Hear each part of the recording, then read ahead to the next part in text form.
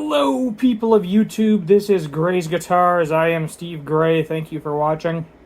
Today we are talking about yet another Japanese exclusive, and they get everything better than we do, and it makes me sad.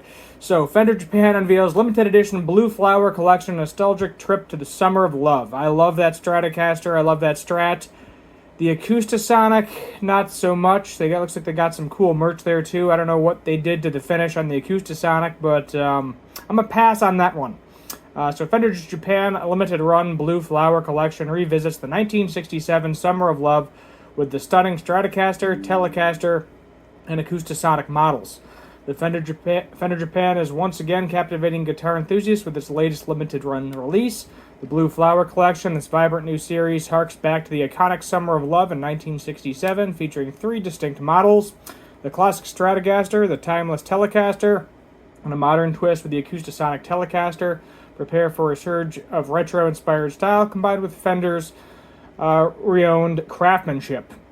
The Blue Flower Revival Stratocaster and Telecaster. Fender Japan consistently delivers highly anticipated releases, but the Blue Flower Collection is set to be a huge hit, especially for fans of the Fender's beloved 60s design. Traditional Blue Flower Stratocaster and Blue Flower Telecaster models draw direct inspiration from a rare and highly collectible original 1967 Blue Flower Telecaster. These vintage-inspired guitars mirror the era of the equally iconic Paisley models, famously collected by artists like Brad Paisley, who recently announced his own Blue Paisley custom shop run in May. Both electric guitars in the collection boast alder bodies for classic tone. The Blue Flower Stratocaster features a comfortable 1969-era U-profile maple neck, while the Blue Flower Telecaster spots a 60s C-shaped maple neck. Both models are equipped with maple fretboards and a vintage 7.25 radius, 21 vintage style frets, ensuring an authentic playing feel. The one thing I am going to complain about, because I hate it on all the old guitars, is I'm like 90% positive they're going full vintage spec on this. And that unfortunately means truss rod adjustment at the heel of the neck. And I just really, really hate that. I understand vintage specs, you want to be original to a T, but at the same time on something like this, I was like, is it really necessary to not have the truss rod adjustment at the head of the guitar? Is it going to take away from it that much? No, it is not. Put it up there.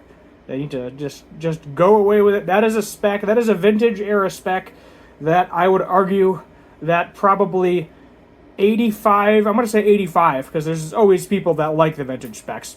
I'm going to say 85% of guitar players hate that spec and want nothing to do with it unless it is a spoke wheel. So if it's an easy, accessible spoke wheel at the heel, that is perfectly fine. You can adjust it from the headstock, one or two couple of screws. You don't have to pop the neck off the entire guitar, restring it, hope you adjusted it correctly, and pray to God you don't have to take the neck off again.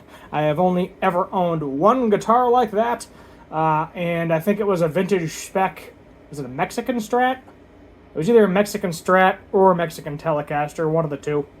Regardless, I hated that I had to do that. I literally had to adjust the neck, take it off 3 different times to try to get it right. Finally got it right, third time's the charm.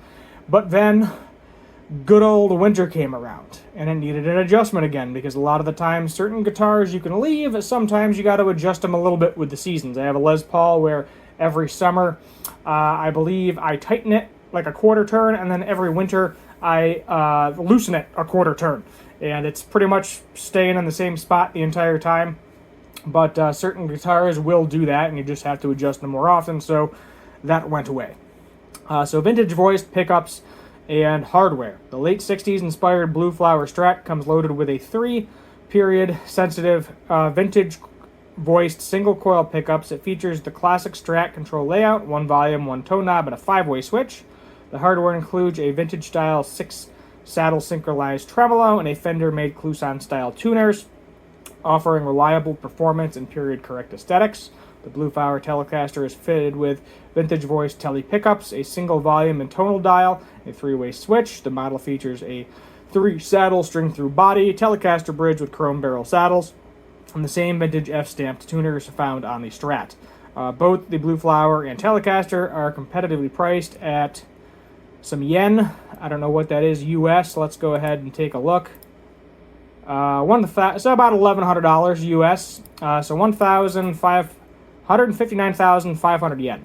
Modern innovation meets retro style, the Acoustasonic Telecaster, which I don't know what they did with the paint on this one, why it looks so different. Not a fan. Adding the contemporary touch to the retro collection is the Blue Flower Acoustasonic Telecaster. While this cutting-edge hybrid didn't exist in the 60s, its inclusion in the collection offers a unique in the style of experience. It maintains the usual high specifications of Acoustasonic models, including mahogany, back and sides, distinctive T design shape, transverse bracing, and a striking 2-ring black and white rosette. The Acoustasonic engine, designed for optimal comfort and playability, the Acoustasonic body is contoured for easily handling. This ergonomic design extends the satin urethane mahogany neck, which boasts a modern deep sea profile and 12-inch radius, which is interesting. See, the Acoustasonic right here, they did it. They put the truss rod adjustment at the headstock. Why can't we do that for all three of them? It's finished with a 22-fret ebony board, graph tack nut, and then the heart of this guitar features Fender's new acoustic engine and a noiseless pickup system developed collaboration with Fishman, providing a versatile array of acoustic and electric tones. Fishman make great pickups all around.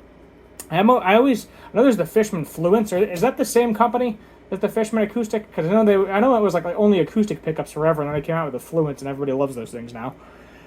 So players, I'll have to look that up one of these days. Players also benefit from Fender's patented stringed instrument Renaissance system, which guarantees powerful natural sounds and vibrant overtones suitable for any musical genre. This one is a lot more expensive at 341,000 yen. The Blue Flower Acoustasonic Telecaster represents premium offering in this exciting collection. Let's see what that is US, out of curiosity. 2,400, we're going to say. We'll round up. Collection and availability. Beyond the guitars, the Blue Flower collection extends to unique merchandise, including a pint glass, guitar picks in a tin, and a drawstring bag. I kind of like the pint glass idea, like having actual glass. I'm not much of a beer drinker. I just prefer an actual glass versus like plastic. All adorned with the signature Blue Flower design. While the Japanese-made guitars offer a far more affordable alternative to their rare vintage counterparts, it remains to be seen if they will be available outside of Japan. They're not going to. I can tell you that right now. Japan gets so many cool exclusives. Let's see. Or if they'll remain exclusive offering for the Japanese market, a common occurrence of these highly sought-after releases. For more information, go to Fender to Japan. Yeah, so don't expect to see these, unfortunately, in the U.S. unless you want to pay the big bucks to get them shipped over here. You know, expect probably a couple $100 for shipping and insurance, and then there's probably going to be a premium because someone has to go buy it for you in Japan. All that fun stuff. They don't really like having these shipped off to the USA.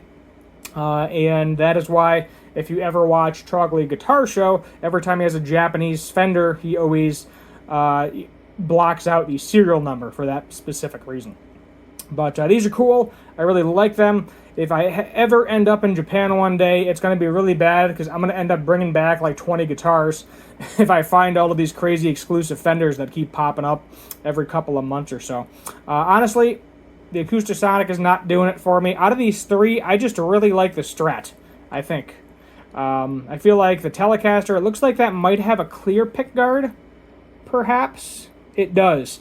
Where the Stratocaster, they just, instead of a clear pickguard, they decided to paint it directly on the pickguard, so to me the image pops a little bit better.